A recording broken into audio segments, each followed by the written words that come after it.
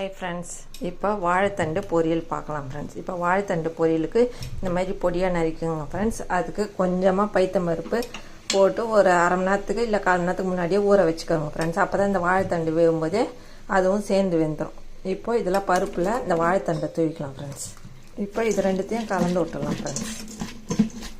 இப்போ இதில் ஒரு பச்சை மிளகாய் ஆட் பண்ணிக்கோங்க ஃப்ரெண்ட்ஸ். இப்போ தேவையான அளவு உப்பு போட்டுக்கலாம். இதை நல்லா கலக்கிடுங்க. எல்லாத்தையும் ஒன்றா கலக்கிட்டு இப்போ இதை மூடி போட்டு மூடிடலாம். இப்போ இது 5 நிமிஷம் வேகட்டும் ஃப்ரெண்ட்ஸ். இப்போ வாழைத்தண்டு வெந்துடுச்சு. இப்போ இதை தாளிச்சிக்கலாம் ஃப்ரெண்ட்ஸ்.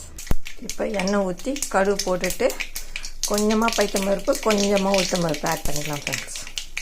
இப்போ அது செவந்தாலும் வெங்காயம் ஆட் பண்ணிக்கலாம். பொடியாக நறுக்கி வைக்கணும் வெங்காயத்தை.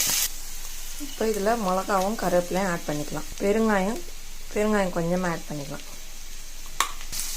நல்லா வதங்கணும்னா வாழைத்தண்டை ஆட் பண்ணிக்கலாம். இப்போ இதில் வாழைத்தண்டும் அந்த பைத்தம்பருப்பும் ஆட் பண்ணியாச்சு. இது உடம்புக்கு அவ்வளோ ஹெல்த்து ஃப்ரெண்ட்ஸ். இந்த வாழைத்தண்டும் பைத்தம்பருப்பும் சேர்த்து செய்யுங்க ஃப்ரெண்ட்ஸ். உடம்புக்கு ஹெல்த்தாக இருக்கும். இப்போ இது தண்ணி இல்லாத மாதிரி கலரி விடும். இப்போ இதில் தேவையான அளவு திருவின தேங்காவை ஆட் பண்ணுங்க ஃப்ரெண்ட்ஸ். திருவின தேங்காவை ஆட் பண்ணுங்க.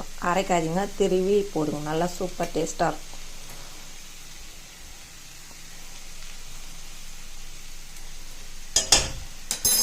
இப்போ இது ஒரு கலரிட்டு ஆஃப் பண்ணிடுங்க ஃப்ரெண்ட்ஸ். அவ்வளோதான்.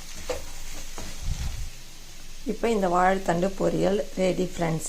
இந்த வீடியோ பிடிச்சிருந்தால் லைக் பண்ணுங்கள், ஷேர் பண்ணுங்கள், சப்ஸ்கிரைப் பண்ணுங்கள். மீண்டும் அடுத்த வீடியோவில் சந்திப்போம். டாட்டா, பாய்.